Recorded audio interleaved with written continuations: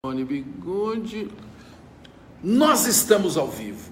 É impressionante que eu nunca tenho certeza que a gente está ao vivo, direto do IBMEC. Vocês vão assistir uma entrevista ao vivo com Renato Meirelles, o presidente do Instituto Locomotiva. Nós estamos neste momento numa sala de aula. Já tem gente entrando na... Olha aqui, a Michele, o André... Volta. Monique. Fala. André. Juliana. Fernanda. E aqui o Renato está aqui, tá bom? Então, vocês que estão aí do outro lado, vocês vão poder fazer perguntas para o Renato também. E nós vamos iniciar a rodada agora. Quem começa a fazer perguntas para o Renato? Eu. Monique. Previamente decidido. Oi, boa noite. Então, a gente quer saber qual foi o seu principal motivador para ter essa paixão por interpretar dados? Basicamente, eu odiava estatística, odiava números e odiava dados. Depois que eu descobri que os dados nada mais são do que a representação numérica do comportamento, das opiniões das pessoas, eu comecei a me interessar com isso. Na verdade, foi quando eu descobri que existe amor no Excel. Muitas vezes a gente esquece que existe amor no Excel, né? Fica olhando aquelas planilhas e tudo mais e esquece que aquilo é representação da história das pessoas. Que atrás de cada gráfica, de cada estatística, tem um brasileiro que tem sonhos, uma brasileira que tem expectativas de vida, tem pessoas que têm medo, tem pessoas que têm esperanças e comportamentos. Então, na verdade, não tem a ver com entender de números e dados, tem a ver com entender de gente. Né? Isso é bem importante até comparado a esse negócio que está super na moda de análise de Big Data e desses grandes números, que acho que é super importante, só que se a gente esquece qual é o contexto que esses dados existem, o que levou o João a googar sobre o assunto A, ou a Maria a colocar no Facebook o assunto B, você não consegue entender o que aquilo significa para a vida real das pessoas. Muito bem. Obrigada. Quem dá mais? Na linha dos dados, pode ser eu? Por favor. Fernanda, vamos lá. Dados, paixão por Excel. É possível manipular a opinião pública? Claramente que é. Claramente que é. O jeito de perguntar interfere muito no tipo de resposta que você tem. Por exemplo, que cor você mais gosta? Azul. Se eu te perguntar se você prefere vermelho, amarelo ou cinza, qual que você prefere? Vermelho, amarelo ou cinza? Amarelo. Então, mas o que você gosta de verdade é azul, não é? Azul. Só que se eu não pergunto se você gosta de azul, só se você gosta de amarelo, vermelho ou cinza, eu vou ter uma resposta estatística de um dado que não é verdadeiro. Essa é apenas uma das formas de se manipular. A ordem das perguntas é uma outra forma de se manipular dados. Por isso que a questão não está só na estatística, é entender qual é a forma de se perguntar, quais são os vieses que estão implícitos nesse jeito de perguntar e que tipo de isenção o intérprete desses dados e desses números consegue ter para fazer com que aquele número seja aplicado a um determinado negócio, ao entendimento da população brasileira, por exemplo. Renato, o que você está falando é que com os mesmos dados você consegue criar uma outra interpretação de uma mesma pesquisa? Eu não tenho dúvida nenhuma disso. E aí é uma provocação que eu faço até para as pessoas que falam que, olha, a estatística é a arte de torturar os dados. Amigo, sim, mas a função principal do intérprete não é torturar os dados, é tentar enxergar o quanto que aqueles dados se aproximam ao máximo do entendimento de uma realidade. Né? Por isso que pesquisa como um todo é commodity. A diferença está no jeito de se analisar isso e de tentar explicar para um número maior de pessoas o que aqueles dados significam. Eu vou dar a voz a quem já está nos assistindo. Quero agradecer imensamente a plateia que já está do outro lado. A Paula Pacheco pergunta por que pesquisas eleitorais têm errado. Muito bem. Tem errado porque as pesquisas eleitorais estão muito mais interessadas em saber respostas exatas que as pessoas não sabem dar, né? Então você tem dois aspectos. Primeiro que, estatisticamente, as pesquisas representam um retrato da opinião naquele determinado momento. Isso não significa, na prática... E aquele momento é um momento que, quando a pesquisa é divulgada, já passou. Já passou. Esse momento é ontem. Esse momento foi o momento de ontem. Com as novas tecnologias e com a velocidade que as opiniões vão sendo formadas, ontem é muito tempo atrás. Né? Então essa é a primeira razão das pesquisas eleitorais errarem. Né? Então você tem uma velocidade da mudança de opinião muito rápida, de um lado, e você tem também uma dificuldade dos institutos de pesquisas entenderem que no século XXI não basta ter apenas uma fonte de dados. Então você precisa, além de analisar o histórico da pesquisa, entender qual é o contexto daquilo que está acontecendo. A gente desenvolveu lá no Instituto Locomotiva, Marcelo, uma metodologia que, de um lado, analisa a demanda. Ou seja, o que as pessoas querem saber dos candidatos, qual é o novo político que eles tentam enxergar, o que seria uma candidatura ideal. Do outro, a oferta. Ou seja, a população pode querer isso, mas o que está sendo ofertado resolve ou não resolve a demanda dessa população. Quando você consegue fazer uma análise integrada dos dados, que eu junto à pesquisa tradicional, uma análise do cenário político, uma boa análise das redes sociais, você consegue traçar um prognóstico um pouco mais preciso sobre para onde a eleição caminha. Muito bem. Por favor. Perguntaram aqui, como é que a gente pode transformar o ontem em tendência? Boa. O ontem nos dá um certo padrão das coisas que já aconteceram, ou seja, te dá uma visão histórica e um arcabouço, seja teórico, ou seja, através de um aprendizado empírico que existiu até então, sobre, olha, quando aconteceu situações parecidas com essa, caminhou para isso. A questão é você não ficar preso a isso. Isso te ajuda a delimitar um universo de análise e algumas hipóteses do que pode acontecer.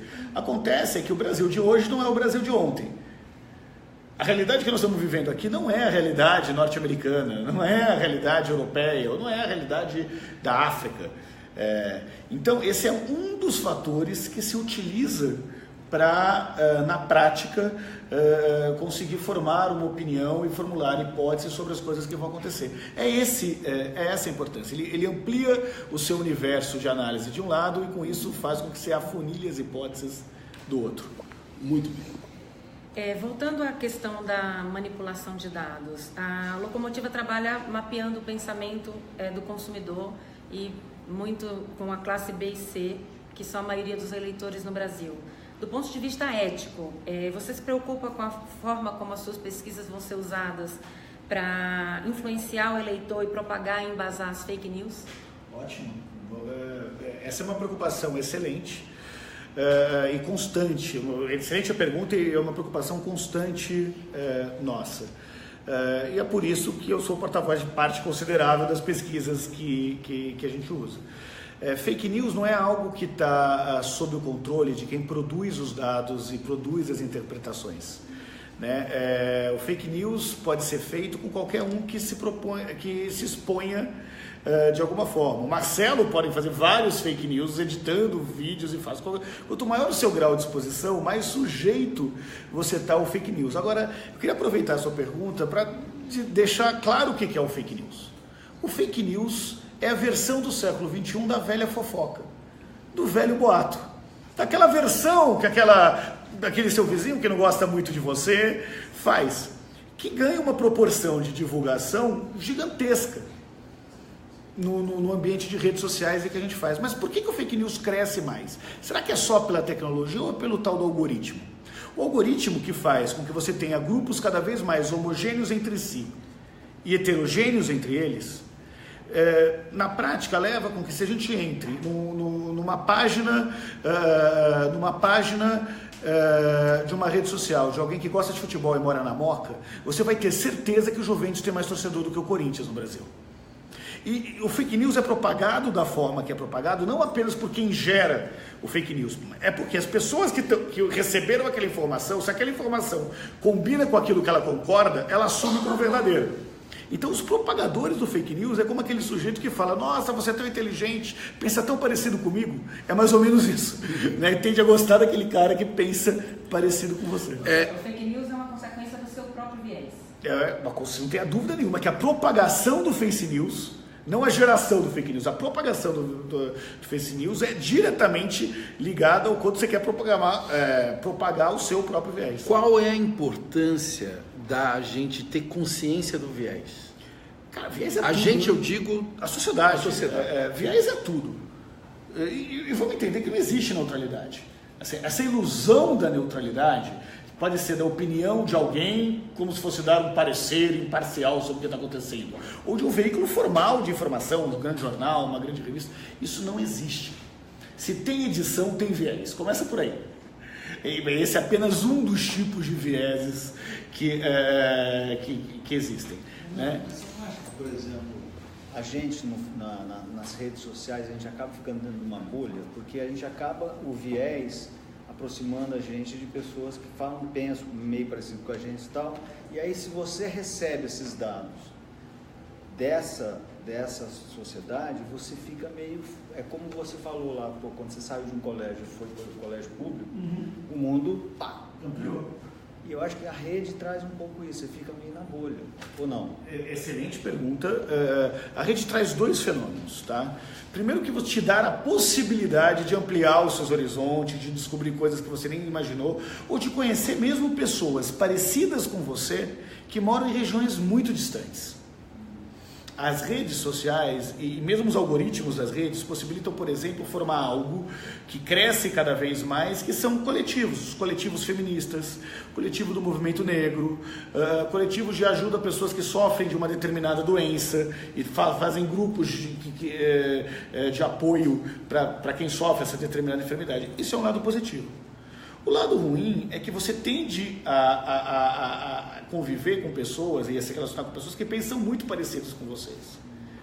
E o que os algoritmos fazem é de uma forma quase que irracional, do ponto de vista biológico, eu vou dizer isso, que é ele te dar reforços positivos para as coisas que você gosta e reforços negativos para o que você não gosta. Então você tende a seguir mais e a interagir mais com aquelas pessoas que te dão uma bolachinha. O que é essa bolachinha? É o seu like. É a sua curtida. E a não querer mais se relacionar com pessoas que te criticam. E isso vai te aprisionando numa bolha. A questão básica é o quanto que você vai permitir se tornar ou não escravo do seu próprio viés.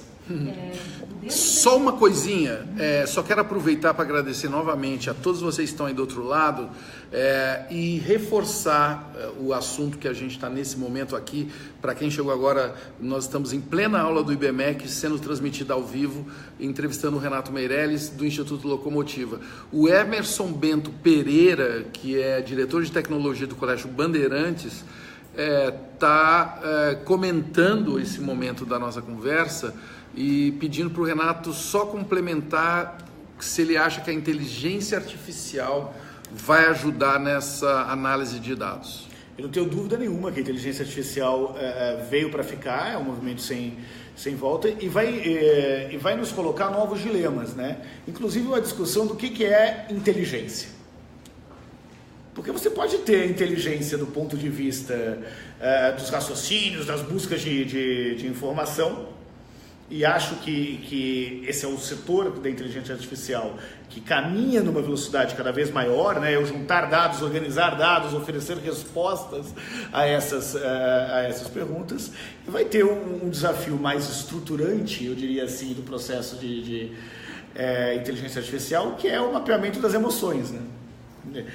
Das emoções e dos contextos em que se dão as emoções. Por exemplo, se eu falo que alguma coisa é foda, isso é bom ou ruim? Qual é o contexto? Qual é o viés? Do que a gente está... Qual é a inteligência artificial que vai saber o que é foda, com profundidade? E qual o impacto desse tipo de tecnologia se a gente considera, por exemplo, o monopólio de empresas como Facebook, como Google, que tem hoje o domínio dos consumidores, do público, para uma empresa como a Locomotiva que trabalha com pesquisa, por exemplo, hoje qualquer uma dessas empresas pode pesquisar o consumidor com as ferramentas que ela tem e com recursos de inteligência artificial dentro dessas próprias ferramentas. Então, qual o impacto desse tipo de tecnologia para o negócio da Locomotiva? Para mim, essas novas tecnologias vêm para somar. Na metodologia de análise de construção de cenários que nós utilizamos, as fontes que vêm dessas empresas de tecnologia são uma fonte a mais que nós usamos para isso.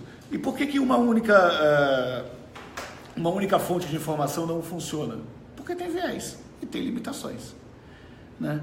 Inclusive nas redes sociais. Eu vou dar um exemplo claro para isso. Nós fizemos recentemente um estudo sobre alimentação, né? Qual é o peso? O que as pessoas falam sobre comida? O que é alimentação na vida das pessoas e tal?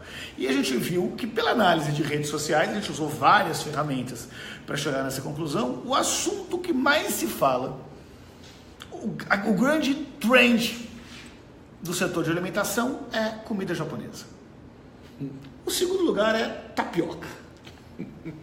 Aí nós resolvemos perguntar para os brasileiros quantos comeram comida japonesa nos últimos 6 meses. E deu 3%. Comida tapioca, 2%. Ou seja, se eu vou enxergar a sociedade como trending topic, assim, pelo que as pessoas pesquisam sobre alimento ou escrevem sobre alimento, eu vou ter certeza que nós vivemos em Tóquio e não no Brasil. Mas não é isso que acontece, né? Na prática, as pessoas comem arroz e feijão, mas não escrevem nem pesquisam sobre arroz e feijão. Muito bom. Quem vai? Vamos mudar um pouco então. Manda, André. Qual é a sua visão de futuro para a nossa sociedade em 2030? 2030. Olha, eu acho que a gente está num processo intenso de transformação. O que a gente está vivendo há alguns anos é uma encruzilhada, né, onde a população tem que fazer escolhas. Os processos de encruzilhada são muito importantes para qualquer sociedade. Inclusive, não sei se vocês sabem o porquê que se faz despacho em encruzilhadas. Porque é um momento da escolha e de tensão de energia muito grande. O problema é que é uma tensão de energia que paralisa, enquanto as decisões não são tomadas, né? Então, o que a gente vive hoje é um momento grande de tensão, de enorme polarização, mas que acaba deixando a parte dessas discussões uma parcela importantíssima da sociedade. Enquanto você fica fazendo uma discussão de vieses, não se discute o que de fato interessa para os brasileiros. Então se discute o tamanho do Estado, se é grande ou pequeno, ao invés de se discutir a eficiência do Estado. Por exemplo, só um exemplo do que a gente está falando. Ficam discutindo se é importante ter uma sociedade que é meritocrática ou uma sociedade que ofereça oportunidades. Quando na real não existe meritocracia sem igualdade de oportunidade. Igualdade de oportunidade é condição basal para a meritocracia. Então acho que até 2030 nós vamos estar caminhando aí para um processo de briga épica entre a civilização e a barbárie, até chegar em 2038, que é quando o nosso professor será candidato a presidente da República. Votem em mim, não se esqueçam, 2038. Eu só quero aproveitar uma coisa. Quando você fala que tem uma grande parte da sociedade brasileira que está fora do debate, qual é essa parte? É a camada que entende, em primeiro lugar, que a vida fora das redes existe. E por que ela está calada? Ela não está calada, ela só não está... ela está cansada, mais do que está calada. Ela se manifesta, e é por isso que mesmo quando você vai fazer análise de rede, análise de Big Data, você está muito atento a isso. Ela se manifesta quando fala, nossa, como está difícil estar conseguindo um emprego. Nossa, mas esses políticos todos são todos iguais, será que eu devo mesmo votar? Isso é uma manifestação. Ela pode não estar interessada na política partidária, mas ela reclama na sua rede social quando foi assediada por um chefe na sua empresa. A questão é que se durante anos a sociedade analógica enxergava o mundo como um modelo de coerência que não serve para o século XXI. Hoje a sociedade, as coisas são muito mais horizontalizadas. Então, enxergar a sociedade hoje tem a ver com entender que as pessoas não mais pertencem a um cluster, elas estão naquele cluster para um determinado momento e para um determinado objetivo. E podem mudar de A uma todo hora para momento. outra. Bom, Por favor. é só porque tem a ver com a pergunta do Antônio, né? Pode ir. Antônio, eu vou ser atemporal, Renato, porque a gente pensou o seguinte aqui. Quais os prognósticos diante das demandas da classe C, no seu entendimento? Já que a classe C já está começando a ditar regra. Tá? Existe isso? É possível falar em prognóstico? Porque ele falou 30 anos, né?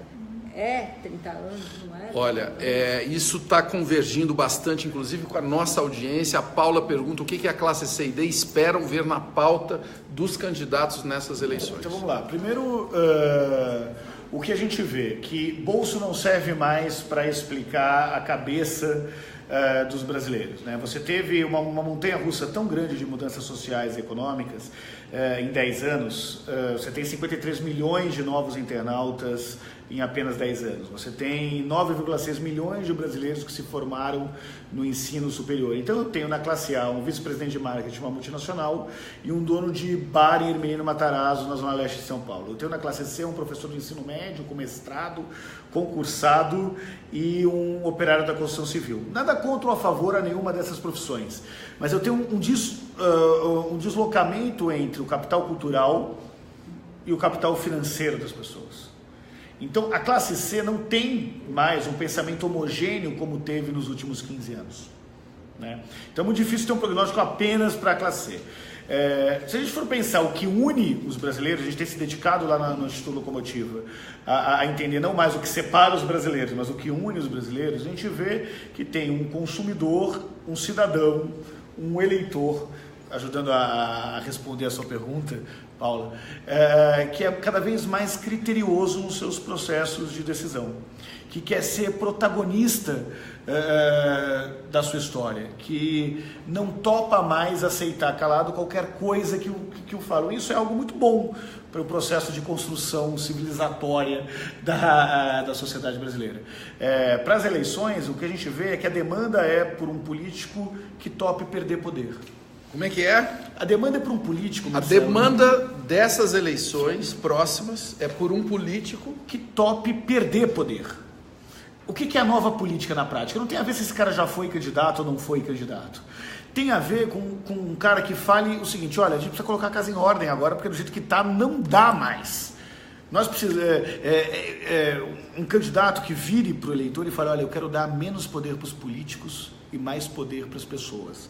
Eu quero um Estado que... eu não quero um Estado que fique gastando milhões apenas para fiscalizar o cidadão. Eu quero o contrário, eu quero colocar o cidadão para fiscalizar o Estado. Eu quero ter um aplicativo que possibilite com que o estudante tire uma foto de uma merenda escolar e aquela foto vai para o Tribunal de Contas, que vai auditar para saber se aquilo que foi licitado está chegando para as crianças dentro da escola. O que você está falando está soando para mim, e eu imagino que para muita gente, como algo absolutamente que virá de Marte, esse político, né? Que tope perder poder. E aí eu tenho uma curiosidade, se você anda indo muito para Brasília... Vamos lá, responda. E se você tem muitos políticos pedindo a sua ajuda nesse momento, que eu imagino que eles estão... cheio de dúvidas.